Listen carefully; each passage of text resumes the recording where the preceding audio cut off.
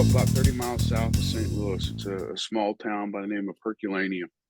And so if you grew up, in that St. Louis region, um, and was a kid in the 70s and 80s, uh, a part of life was wrestling at the Chase.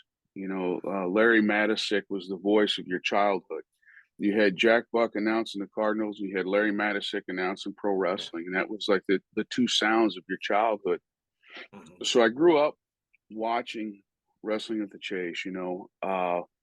Bruiser Brody, my absolute hero growing up, and as I've become good friends with Barbara and Gail, Frank's sister, through Yeah. the years. And I tell Barbara, I always say, I have to watch it. I said, because I'm going to embarrass myself. I said, I'm a grown man. I got almost 30 years in the wrestling business. But when I talk about Bruiser Brody, I revert back to like a 10-year-old kid. I mean, he was the quintessential wrestler for me.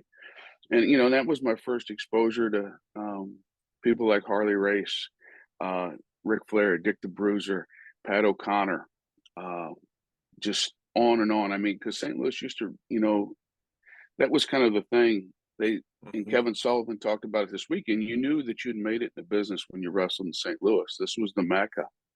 Yeah. So as I got a little bit older and, I was heavily involved in athletics and played football and baseball, friend of the family introduced us to Pat O'Connor. And Pat became a very close personal friend of the family. To the point that we did holidays together. I got Oh, Thanksgiving dinner wow. pictures. Got Pat O'Connor, in the pictures, and that resulted in getting tickets to almost all the events in St. Louis and getting to sit up close. And on those special occasions, Pat would take us to the locker room. And Mhm. kayfabe was still very strong in those days, but he would take me to the back, and there's actually a picture of me and Harley Race, and my little brother's in it too.